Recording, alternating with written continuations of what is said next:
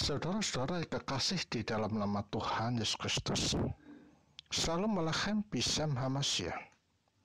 Seperti biasanya setiap pagi sebelum kita menunaikan tugas kita masing-masing, di kantor atau di mana saja itu, hati kita, batin kita, dan pemikiran kita selalu diisi dengan firman Tuhan dan ajaran gerejanya, agar supaya kita mempunyai cakrawala pandang yang luas, iman tak tergoyahkan, dan menjadi orang percaya yang selalu siap sedia di dalam menjawab pertanyaan-pertanyaan orang yang tidak sepaham dengan kita. Dengan jawaban yang lugas, jelas, dan akurat, maka orang akan mengerti bahwa keyakinan orang Kristen itu tidak didasarkan sekedar pada ideologi saja, tetapi itu adalah berdasarkan wahyu yang dari atas, yaitu dari Allah itu sendiri. Kita telah membahas tentang perlunya keimanan dan juga perlunya ajaran rasuliah. Saat ini kita akan beranjak pada pengakuan iman Nikea Konstantinopel. Pengakuan iman Konstantinopel atau iman Nikea Konstantinopel adalah sebuah pengakuan iman yang dibuat oleh para bapak-bapak gereja semesta yang diadakan di kota Nikea pada tahun 325 Masehi dan di ibu kota kerajaan Bizantin, kota Konstantinopel, pada tahun 381 Masehi.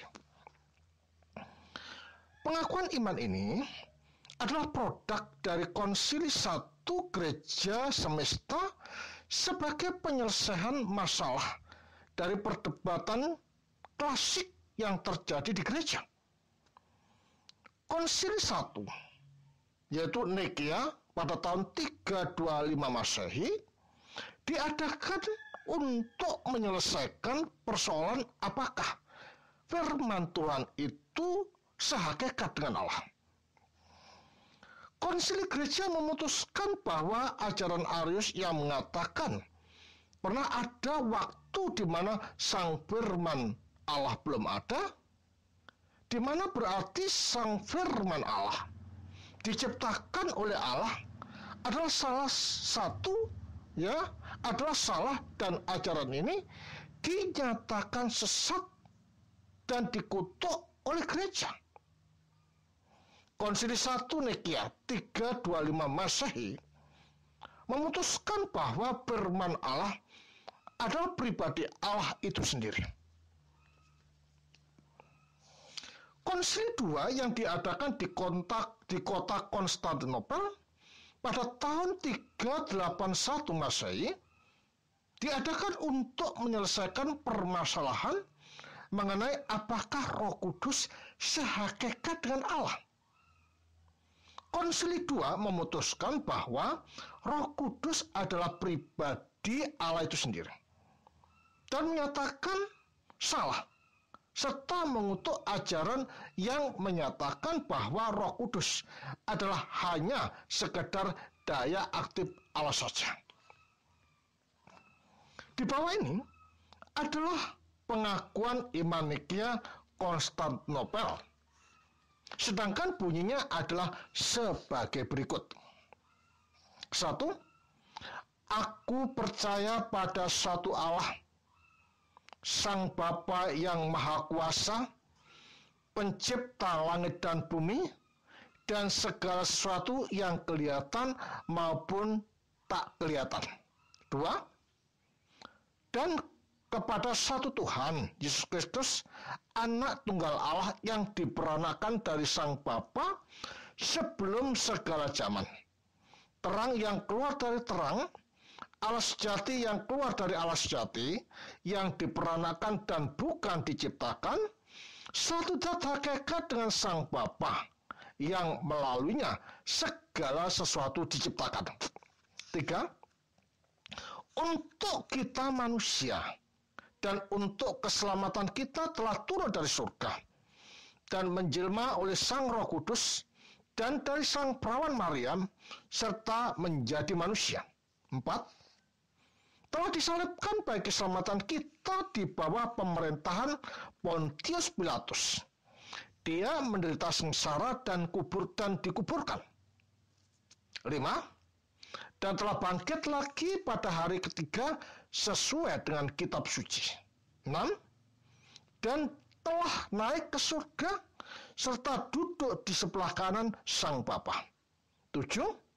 Serta dia akan datang lagi dalam kemuliaan untuk menghakimi orang yang hidup maupun orang mati yang kerajaannya tidak ada akhirnya.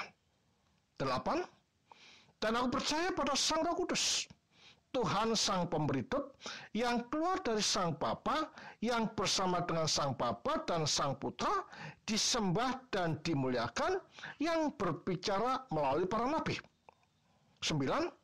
Aku percaya kepada gereja yang satu, kudus, katolik, dan apostolik. 10.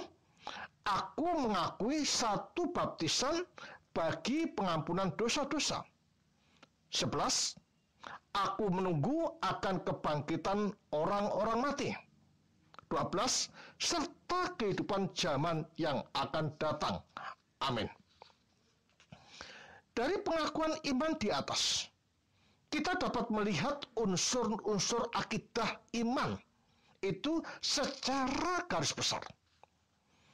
Atas landasan isi yang sudah secara garis besar dikandung dalam pengakuan iman ini, pula kita akan memperdalam makna akidah iman rasuliah atau dogma ortodoksia Kristen itu secara rinci.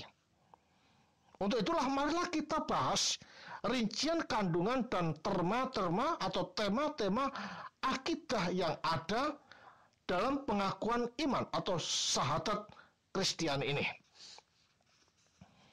Bentuk tema pengakuan iman.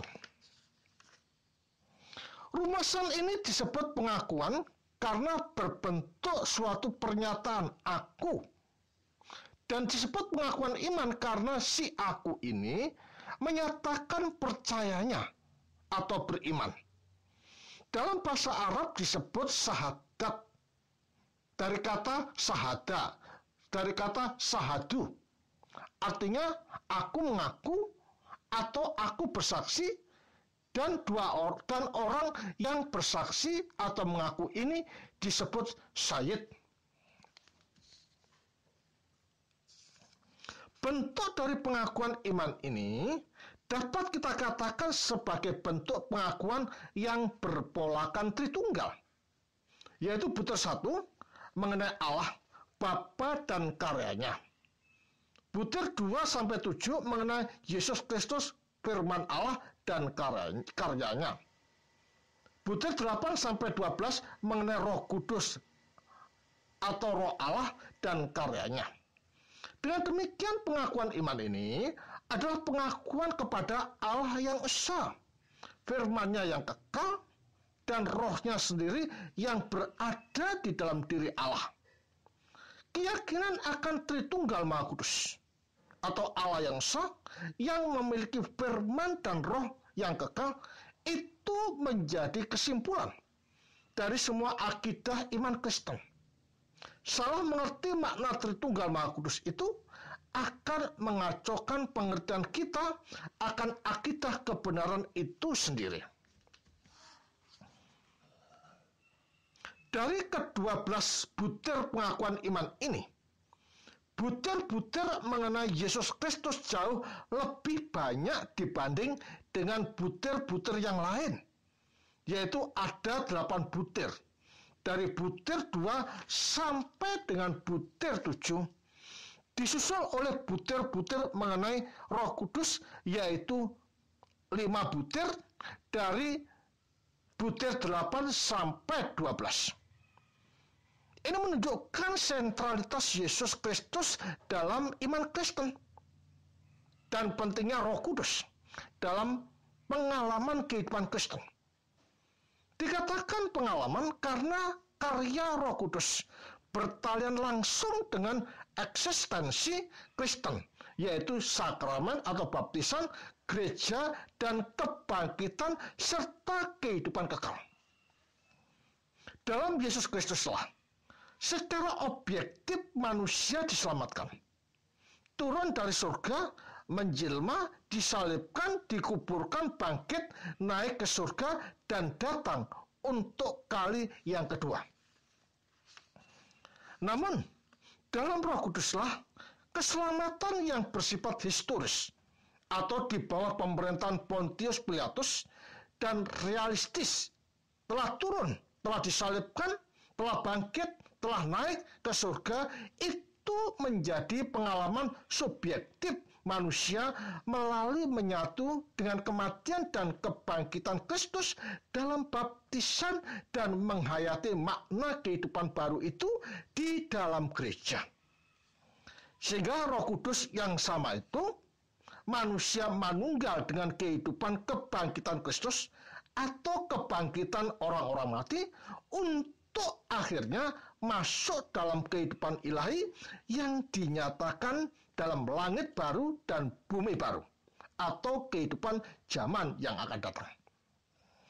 Rangkuman waktu yang dibahas oleh pengakuan iman ini adalah sejak diciptakannya langit dan bumi sampai dengan zaman yang akan datang. Artinya, pengakuan iman ini merangkum segenap akidah bagi kehidupan Kristen yang menembus dari asal mula atau sangkan sampai dengan tujuan akhir atau paran, ciptaan atau dumadi, dan semuanya terjadi karena Allah melalui Yesus Kristus di dalam Roh Kudus. Demikian paparan kita pada pagi hari ini. Kiranya hal ini dapat membuat dan membuka cakrawala pandang kita tentang akidah dan iman Kristen yang sejati. Kemuliaan bagi Sang Bapa, Sang Putra, serta Sang Roh Kudus. Amin.